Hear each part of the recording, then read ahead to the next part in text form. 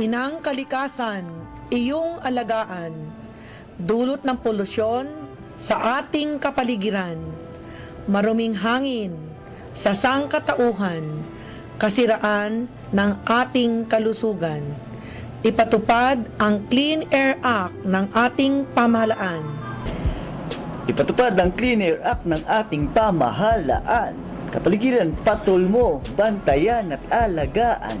Tauhan ng pamahalaan katungkulan ay gampanan, maging mapagmasid at responsableng mamamayan.